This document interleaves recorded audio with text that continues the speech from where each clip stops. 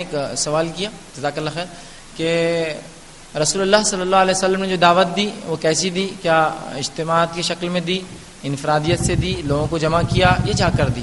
اس معاملے کے تعلق سے کچھ بتائیے۔ تو یاد رکھیے رسول اللہ صلی اللہ علیہ وسلم کی زندگی چونکہ ہمارے لیے نمونہ ہے، اور آپ صلی اللہ علیہ وسلم کی زندگی میں ہم تمام اعمال پاتے ہیں جو بھائی نے سوال میں کیے کہ رسول اللہ صلی اللہ علیہ وسلم نے کہیں اجتماعات میں دعوت دی۔ مثال کے طور پر جب رسول اللہ صلی اللہ علیہ وسلم پہلی بار آپ پر سورہ شورا کی آیت نازل ہوئی، وَأَنذِرْ عَشِيرَتَكَ الْأَقْرَبِينَ، آپ کے نزدیکی رشتہ داروں کو ڈرائیے، یا آپ کے رشتہ داروں کو یا آپ کے جو ہے اہل و عیال کو ڈرائیے، تو رسول اللہ صلی اللہ علیہ وسلم نے دعوت دے کر بلایا، سب کو بٹھایا، کھانا کھلایا، اور اب اسلام پیش کرنے والے تھے تو ابو لہب نے کہا بہت دیر ہوگی، ہم کو جانا ہے، اور چلا گیا۔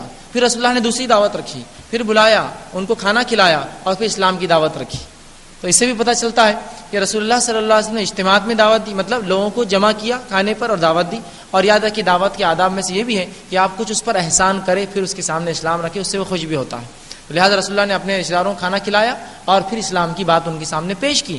تو لہٰذا آپ یہ بھی دیکھتے ہیں رسول اللہ کے اسی طرح رسول اللہ نے جو ہے پہاڑ پر چڑھ کے آواز دی، جس طرح سے عربوں کا طریقہ تھا دشمن کا اعلان کرتے آنے کا۔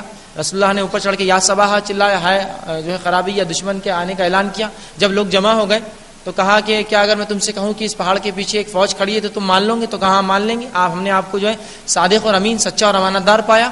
تو کہا پھر جان لو اللہ کے سوا کوئی معبود نہیں۔ تو ابو لہب نے کہا کیا اس کے لیے تپتی ہوئی دھوپ میں محمد صلی اللہ آپ نے بلایا تھا؟ آپ کے ہاتھ خاک آلود ہو، اس طرح سے کہا۔ اس پر تبت یدا ابی لہب و تب جو ہے یہ سورہ مسد یا سورہ لہب جو ہے نازل ہوئی کہ ابو لہب کے ہاتھ ٹوٹے، اس نے اس طرح سے کہا تھا۔ تو یہاں پتہ چلا جمع کر کے دیا۔ اسی طرح روایتوں میں یہ بھی آتا ہے کہ رسول اللہ جو ہے انفرادیت سے دعوت دیتے۔ انفرادیت سے مراد کسی ایک شخص کو دیکھتے، اس کے پاس جاتے، اس کے ساتھ بیٹھتے، اس کو اسلام کا پیغام دیتے۔ ایک روایت میں آتا ہے کہ رسول اللہ صلی اللہ علیہ وسلم حج کا موقع تھا، ایک شخص آیا، آپ صلی اللہ اس کے بازو بیٹھے، اس سے پوچھا تو کس قبیلے کا ہے؟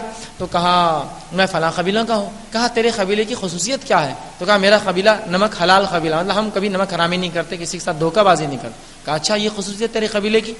تو کہا تم جب سمندروں میں ہوتے ہو تو کس سے دعا کرتے ہو جب پھنس جاتے ہو؟ تو کہا ہم اللہ سے دعا کرتے ہیں۔ اور کہا جب سمندر سے نجات مل جاتی ہے، طوفان یا کشتی جب ڈوبنے سے بچ جاتی تو کیا کرتے ہو؟ تو کہا پھر اس بت کی عبادت کرتے ہیں۔ تو کہا تم تو نمک حرام ہو، نمک حلال تو وہ ہوتا جس کو مصیبت میں آواز دی اسی کو آواز دیتا زمین پر آ کر بھی۔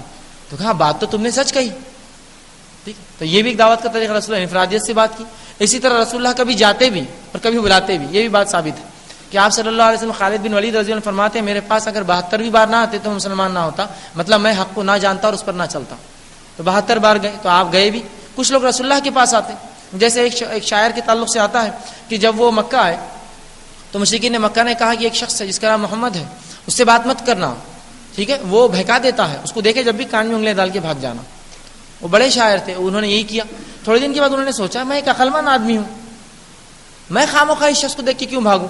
اگر واقعی میں محمد صلی اللہ علیہ وسلم میں کچھ مسئلہ ہے، ذہنی بیماری ہے، جس طرح سے پھیلاتے تھے مشرکین کہ پاگل ہے، نعوذ باللہ، کاہن ہے، جادوگر ہے، اس طرح سے، تو میں کیا کرتا ہوں ان کا علاج کر دیتا ہوں، اسی بہانے میرا نام ہو جائے گا۔ چونکہ رسول اللہ صلی اللہ علیہ وسلم ولی عہد تھے، ابو طالب کے بعد آپ ہی جو ہے قریش کے سردار بنتے۔ تو کہا اگر یہ ہوگا تو میں تو مشہور ہو جاؤں گا۔ گئے ایک بار رسول اللہ کے پاس، کہا اے محمد صلی اللہ علیہ وسلم اگر تم بیمار ہو تو تمہارا علاج میں کر دیتا ہوں، ذہنی کچھ پڑھ کر پھونکنا ہے، جن ون لپٹا ہے تو وہ بھی میں علاج کر دیتا ہوں۔ تو رسول اللہ نے کہا ایسا تو کچھ نہیں ہے۔ تو کہا پھر لوگ تو ایسا کہتے ہیں تمہارے بارے میں، جبکہ وہ انہوں نے سوچا دل میں تو ایک شاعر ہوں، میں کاہنوں کا کلام جانتا ہوں، جادوگروں کا کلام جانتا ہوں، میں سب جانتا ہوں، میں کیوں اس سے ڈروں؟ جا کر بات کی رسول اللہ۔ آپ صلی اللہ علیہ وسلم نے کہا ٹھیک اپنا کلام سناؤ کچھ۔ رسول نے کہا پہلے میں سناؤں یا تم سناتے ہو کچھ چیز جو میرے پاس ہے میں رکھوں یا تم؟ تو کہا میں رکھ دیتا ہوں پہلے۔ اس نے کوئی شعر شاعری رکھی رسول اللہ کے سامنے، رسول نے کہا ٹھیک ہے اب میرا کلام سنو، ان الحمد للہ نحمدہ ونستعینہ۔ رسول اللہ نے خطبہ پڑھا تو شخص نے کہا واقعی میں بات تو بڑی عجیب ہے، یہ تو کہ انسان کا کلام نہیں ہو سکتا پیارا۔ اور رسول اللہ نے پھر اس کو قرآن سنایا جس سے وہ قائل ہو گئے۔ تو یہ بھی پتہ چلتا ہے رسول اللہ گئے، کبھی اجتماعات میں دیا، انفرادیت میں دیا۔ تو آپ کو جو موقع ملے، جیسے موقع ملے، جہاں موقع ملے، جس طرح سے موقع ملے استعمال کیجیے۔ اور غائب میں بھی دعوت دی رسول اللہ نے، صرف یہی نہیں کہ آپ خطوط لکھتے تھے بادشاہوں کے نام، خط، لیٹرز، خطوط لکھ دے، جبکہ غائب کی دعوت ہے، جس طرح سے آج ای میل پر یا انٹرنیٹ پہ آپ دے سکتے ہیں، جبکہ آپ موجود نہیں ہیں، غائب میں ہوتے ہیں، لکھ کر بھیج سکتے ہیں، ڈاک سے بھیج سکتے ہیں۔ یہ تمام طریقے رسول اللہ صلی اللہ علیہ وسلم جو اس زمانے میں موجود تھے۔ اسی طرح آپ صلی اللہ علیہ وسلم اس زمانے کا میڈیا بھی استعمال کیا، یاد رکھیے۔ آپ صلی اللہ علیہ وسلم کو اس پہاڑ پر چڑھ کے آواز دینا جو کہ عربوں کا وہی میڈیا تھا، لوگوں کو ایک ساتھ خبر پہنچانے کا۔ ٹھیک ہے. اور ویسے شخص کو جو ایسا کرتا، عربوں کا طریقہ یوں تھا کہ ایک شخص پہاڑ پر چڑھتا کسی مصیبت کو بتانے اور اپنے کپڑوں کو پھاڑتا اور چیختا جاتا، لوگ جمع ہوتے، اس کو کہتے نذیر اوریان، ننگا ڈرانے والا، چونکہ اپنے کپڑے پھاڑ دیتا مصیبت کا اظہار کرنے.